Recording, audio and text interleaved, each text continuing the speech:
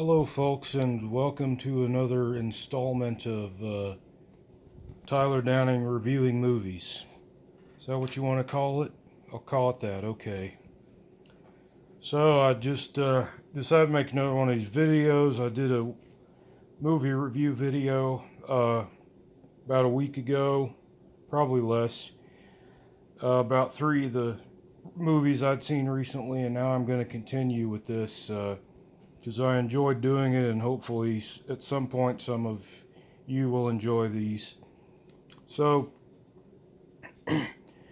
this is going to review of the film Mulholland Drive, David Lynch's Mulholland Drive, which is my favorite movie of all time. So, I'm going to try not to gush about this movie. I took a film studies class in college one year, and we're learning how to write reviews of movies, and the professor said, "Don't gush." So I'm going to do my best not to gush about my favorite movie. It's Naomi Watts and Laura Harring star in it, a mystery about a woman in trouble, which is pretty much at least half of David Lynch's movies. That could be a good slogan for, or whatever, good summary of. Again, Lynch is my favorite director.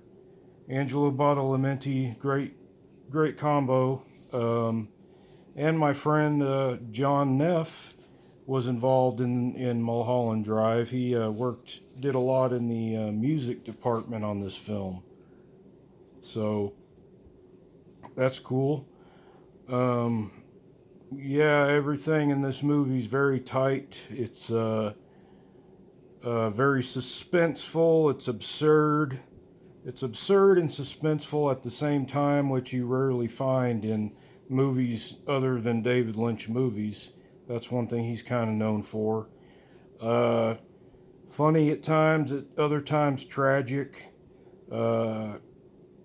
Sometimes it's hard to hold back the tears. Other times it's hard to hold back the laughs.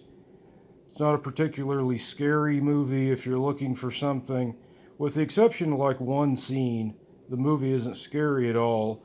Again, it's like a sexy thriller, a sexy suspense thriller, and again, it's my favorite movie. So Mulholland Drive, check it out.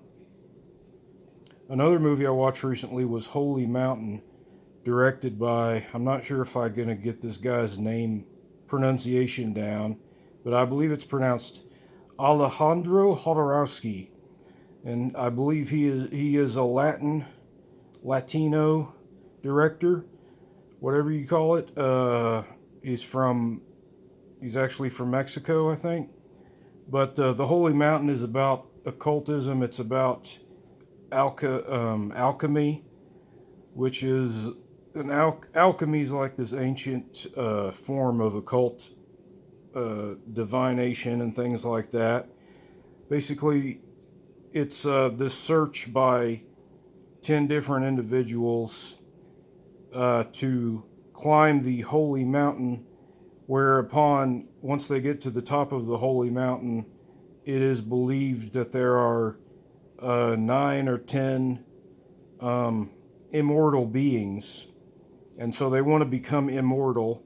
So they travel from different planets. They all end up on Earth, and they climb the Holy Mountain. I'd give the Holy Mountain a rating of 8 out of 10. Good suspense, good weirdness, all kinds of absurdness.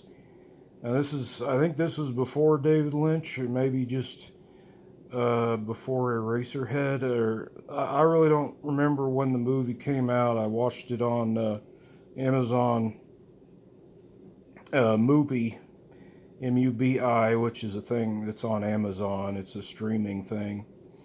Yeah, the Holy Mountain, very bizarre, but if you're really into occultism and alchemy, which I don't know if anybody's into alchemy that much anymore, but if you're into alchemy, then the Holy Mountain is like the holy grail of movies.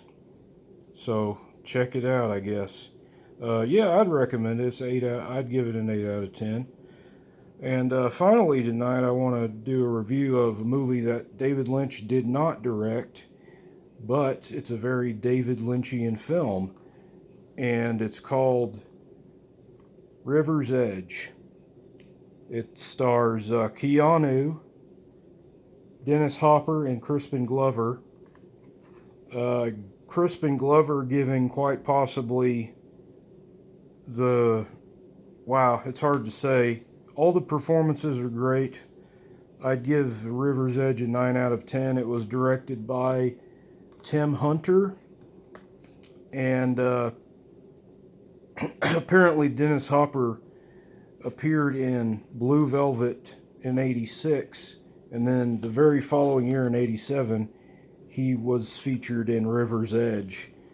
And in River's Edge, he's a very disturbed man who murdered his girlfriend because he was in love with her. That's what he says in the movie. He says, "I was in love, so I blew her brains out." Now, the movie is about, he's one of the characters in the film. Another character, which is kind of the main part of the film, is a high school kid who murders his girlfriend. And then he shows his friends at school her dead body, and they all have to figure out, well, what are they going to do? And Crispin Glover's character is quite bizarre in this film, because Crispin Glover's character, his opinion in this movie is, well, the girl that the main character killed, she's dead and gone, so they need to worry about making sure that the guilty kid doesn't get caught. And he's the only person in the film that seems to think this. Nobody else in the film even gives a shit about this kid that murdered their friend, except they want him in jail. But Crispin Glover's character, for some grotesque reason, has this in his idea in his head that, well, they got to save the kid who killed his girlfriend, even though the girl was friends with all of them. It was a big group of friends. I don't want to give away any more, but River's Edge, I'd give it a 9 out of 10. So, pretty damn good film. I'd recommend all three of these films. Now, recap real quick. Mulholland Drive gets a 10 out of 10. Perfect. Highest score I could give a movie. The Holy Mountain, I'd give an 8 out of 10. Really good. And finally, River's Edge, I'd give a 9 out of 10, which also is very high score. So I hope you all enjoyed this, and I'll keep making these reviews just as long as I feel like it. I figured I watch so many movies, there's something I could do besides just watching them and forgetting about them or thinking about them at some point, in my own head, and just kind of thinking, oh, that was great or that sucked. Anywho, I want to thank you folks for joining me today, watching this, and have a good one.